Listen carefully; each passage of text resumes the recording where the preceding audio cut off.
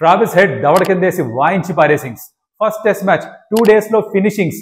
Australia తోవింగ్స్ ఇంగ్లాండ్ని. First test Australia గెలిచేశారు యాషెస్లో. 2 రోజుల్లో మ్యాచ్ అయిపోయింది. ఇది ఇండియాలో జరిగితే ఏమనే వాళ్ళు మీకు తెలుసు, నాకు తెలుసు. దాంతో పాటు ఇండియా సౌత్ ఆఫ్రికా టెస్ట్ మ్యాచ్లో ఫస్ట్ డే యాక్చువల్గా ఇండియాలో ఏ విధంగా అయితే టెస్ట్ క్రికెట్ సాగుతుందో అలా సాగింది. Very interesting day one's play. రెండింటి గురించి మాట్లాడుకుందాం. ఎక్కువ ఆలస్యం చేయకుండా let's get started. Welcome to some tales. నా పేరు కౌశిక్.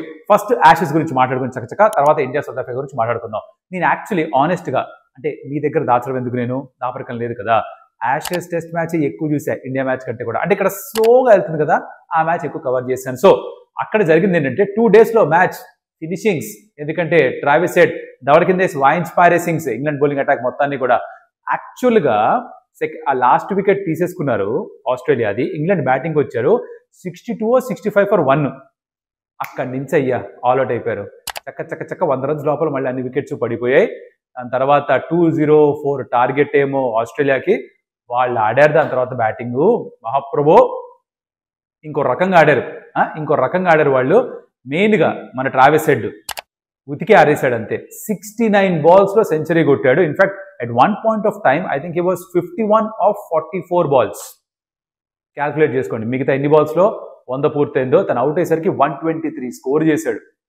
204లో 123 ఈ మనిషిదే. పైగా ఓపెనర్ తను కాకూడదు, ఉస్మాన్ ఖవాజా ఉండాలి. బట్ అగైన్ తన బ్యాక్ స్పాజం మీద ఉండడంతో ఫస్ట్ ఇన్నింగ్స్లో కూడా అలానే తను ఓపెనింగ్ రాలేకపోయాడు. రెండో ఇన్నింగ్స్లో కూడా మళ్ళీ ఓపెనింగ్కి రాలేకపోయాడు. ఎవరు చేస్తారు ట్రావిస్ హెడ్, నేనున్నా నాయనమ్మా అన్నట్ట వెళ్ళాడు, ఉతికాడు, తోమాడు. ఎక్స్పెక్ట్ చేశాను షార్ట్ బాల్స్ వేస్తాను, రెడీగా ఉన్నాను, ఆట ఆడుకున్నాను అన్నాడు. పైగా లాస్ట్లో అంటాడు, రేపటికి టికెట్స్ బుక్ చేసుకున్న 60,000 మంది స్పెక్టేటర్స్ గురించి తలుచుకుంటే కొంచెం బాధేస్తుంది అన్నాడు. అటుపక్క కెప్టెన్ బెన్ స్టోక్స్ ఏమన్నా తెలుసా,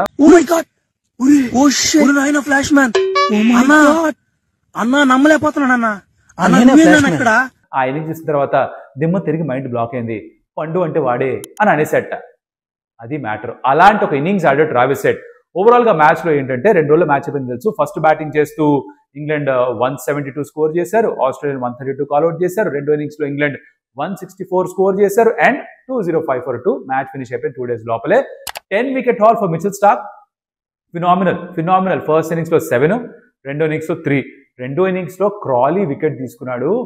there's something very beautiful about a 35-year-old fast bowler. 35 సంవత్సరాల ఫాస్ట్ బౌలర్. ఎందుకంటున్నానంటే ఫాస్ట్ బౌలింగ్ ఒకటి చాలా కష్టమైన వృత్తి. 2 ఆ ఏజ్లో మీరు ప్రొఫెషనల్ క్రికెట్ ఆడుతూ అంత ఇంటెన్సిటీ మెయింటైన్ చేయడం చాలా కష్టం. అది చేస్తూ తన రాంగ్ సైడ్కి, అంటే బౌలింగ్ వేసి ఫాలో అవుతూ ఇటు పక్కకి వెళ్తుంటే బాల్ అటు వెళ్తుంటే opposite side full out stretch హ్యాండ్తో క్యాచ్ పట్టాడు. అంటే మీరు క్రికెట్ని ప్రేమిస్తే అది చూసి అబ్బా ఎంత బాగా ఆడాడరా మిచెల్ స్టార్క్ అన్న ఫీలింగ్ కలుగుతుంది. అది నాకు కలిగింది. దాంతోపాటు అఫ్కోర్స్ ట్రావిస్ హెడ్ అయితే అది వేరే రకమైన బ్యాటింగ్ అనుకోండి. దీంతో ఫస్ట్ టెస్ట్ అయిపోయింది. అలా ఇదే కనుక ఇండియాలో జరుగుంటే చెప్పండి ఏం జరిగేది. మీరు చెప్పండి ఏం జరిగేది, కమెంట్లో చెప్పండి. ఏమని ఉండేవాళ్ళు 2 days లో టెస్ట్ మ్యాచ్ అయిపోయింటే ఏమని ఉండేవాళ్ళు ఒకసారి కమెంట్లో చెప్పండి. అలాగే వీడియో ఎక్కడ నచ్చితే లైక్ కొట్టండి.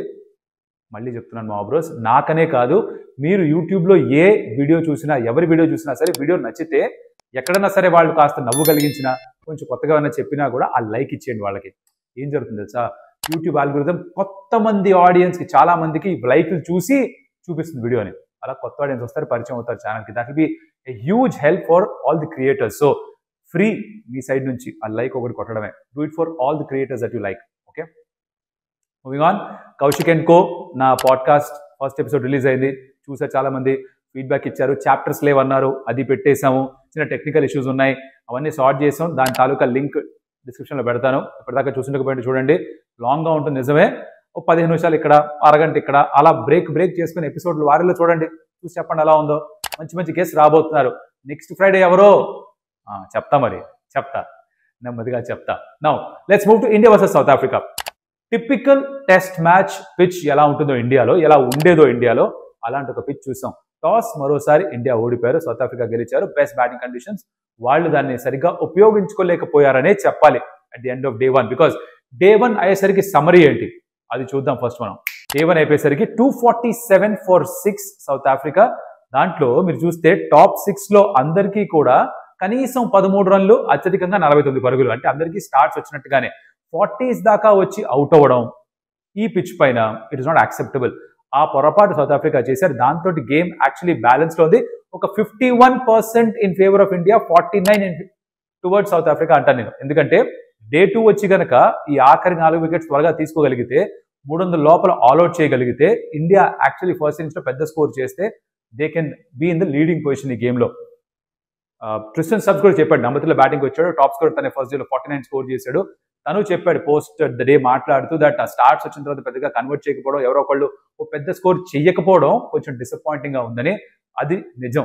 ఎందుకంటే ఈ పిచ్ పైన బ్యాటింగ్ అంత కష్టం కాదు. ఎక్స్పెక్ట్ చేయొచ్చు బాల్ ఏం చేస్తుందో. బౌలర్స్ కి స్కిల్ లెవెల్ చాలా హైగా ఉన్నప్పుడే వికెట్స్ వచ్చాయి. ఆ స్కిల్ లెవెల్ ఎవరు చూపించారు? కుల్దీప్ యాదవ్ చూపించాడు. ఫస్ట్ ఈ బాల్ ఏదైతే రాయన్ రికల్టన్ అవుట్ చేశాడో తన ఫస్ట్ స్పెల్లో, బాల్ ఎలా అయితే గాల్లో అలా వచ్చి డ్రిఫ్ట్ అయ్యి పడి టర్న్ అయిందో బ్యూటిఫుల్. దాని తర్వాత ట్రిస్టన్ స్టబ్స్ ని కూడా తన నెక్స్ట్ స్పెల్లో కొత్త బాల్ అదర్ ఫస్ట్ బాల్లో మళ్ళీ outside the off stump ఆడించాడు ఫోర్స్ చేసి, అక్కడ వికెట్ సంపాదించాడు. So basically his 3 wickets very good. Jadeja wicket తీసుకున్నాడు. అలాగే బుమ్రా కూడా ఆ ఓపెనింగ్ పార్ట్నర్షిప్ 82 బ్రేక్ చేశాడు. ఇలా అందరూ వికెట్స్ సరిసమానంగా పంచుకున్నారు కాబట్టి 247 for 6. I think it's a good day 1, good test match cricket. ఈ పిచ్ పైన బౌలర్స్ కూడా ఎఫర్ట్ పెట్టాలి. ఇండియన్ బౌలర్స్ చాలా బాగా చేశారు. అది మీరు కనుక ఫస్ట్ సెషన్ సెకండ్ సెషన్ చూస్తే రన్స్ ఎక్కువ ఇవ్వకుండా, ఆ సెకండ్ సెషన్ లో ప్రత్యేకించి 3 runs per over మాత్రమే కన్సీడ్ చేస్తూ టైట్ గా బౌలింగ్ చేశారు. ఆ ప్రెషర్ పెంచారు. ప్రతి ఓవర్ రన్స్ రాకుండా ఒక 5 ఓవర్లు, 10 ఓవర్లు, 15 ఓవర్లు, 20 ఓవర్లు అలా ప్రెషర్ పెంచుకుంటూ పోయి టెంబా బౌమాతో ఆ షాట్ ఆడడానికి ఫోర్స్ చేశారు. That's how you get wickets in test matches some times.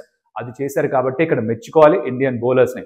ఎలా అయితే మ్యాచ్ ఓడిపోయినప్పుడు కాస్త క్రిటిసైజ్ చేస్తామో, ఇక్కడ సరిగ్గా ఆడినప్పుడు కూడా మెచ్చుకొని తీరాలి. అది చేశారు. హోప్ఫుల్లీ డే 2లో త్వరగా ర్యాప్అప్ చేసి తర్వాత బ్యాటింగ్ సరిగ్గా చేయాలి, ఎక్కువసేపు చేయాలని కోరుకుందాం. బై ద వే నేను చెప్పిన ప్లేయింగ్ లెవెనే ఉంది అని సంకల్పం ఉద్దేశించుకోవచ్చు, కానీ పెద్ద దాంట్లో ఏం లేదు మా ఊరు. చిన్న గెస్ అది, మీరు అదే గెస్ చేసి ఉండొచ్చు. అది విషయం. నా డే 2 ఏం జరుగుతుందో చూద్దాం. యాషెస్ అయితే అయిపోయింది. బై ద వే ఈ విషయం చెప్పడం మర్చిపోయాను. ఇండియా ఏ బంగ్లాదేశ్ ఏ సెమీఫైనల్ చూసారా? ఆ రైజింగ్ స్టార్స్ ఏషియా కప్ లో విచిత్రమైన మ్యాచ్ బాస్.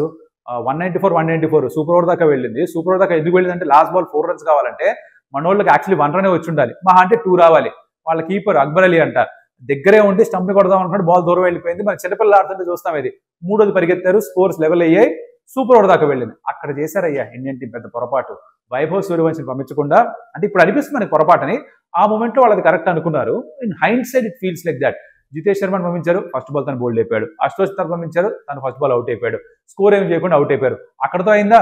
బంగ్లాదేశ్ ఏ బ్యాటింగ్ వచ్చినప్పుడు వాళ్ళకు కూడా batter first ball out, boundary దగ్గర రమన్దీప్ క్యాచ్. తర్వాత మళ్ళీ డౌన్ ద లెగ్ సైడ్ వెళ్ళింది, వైడ్ ఇచ్చారు, మ్యాచ్ అక్కడికి అయిపోయింది. విచిత్రంగా ఓడిపోయారు. బట్ స్ట్రాటజిక్ గా కొన్ని తప్పులు చేసినట్టుగా అనిపించింది. ఇంకొక విచిత్రమైన విషయం ఏం జరిగిందంటే, లైట్నింగ్ కారణంగా మ్యాచ్ ఆగిపోవడం, లైట్స్ పోవడం వల్ల మ్యాచ్ ఆగిపోవడం, వర్షం పడడం వల్ల ఉరుములు మెరుపులు వీటి వల్ల మ్యాచ్ ఆగిపోవడం చూసుంటారు, వడగళ్ళ వాన వల్ల మ్యాచ్ ఆగడం చూసుంటారు. కానీ భూకంపం వచ్చి ఎప్పుడైనా మ్యాచ్ ఆగడం చూసారా? అది జరిగింది మొన్న. ఐర్లాండ్ బంగ్లాదేశ్ టెస్ట్ మ్యాచ్ ఆడుతుంటే భూకంపం వచ్చిందంట, కాసేపు మ్యాచ్ ఆపేశారు. అలా ఉంటది. కొన్ని గ్రహాలు గ్రౌండ్ మీదకి వస్తే మూవ్మెంట్ అలా ఉంటది అనమాట. అది సంగతి. సో బేసికలీ వీడియో ఎక్కడ నచ్చుంటే కనుక ఆ లైక్ చెప్పా కదా, ఎందుకో మీకు తెలుసు. అండ్ అఫ్ కోర్స్ ఇప్పుడు సబ్స్క్రైబ్ చేసుకోవచ్చు. Consider doing that. మరి ఇప్పుడు మళ్ళీ కలుస్తా. అప్పటిదాకా సెలవు. Adios amigo.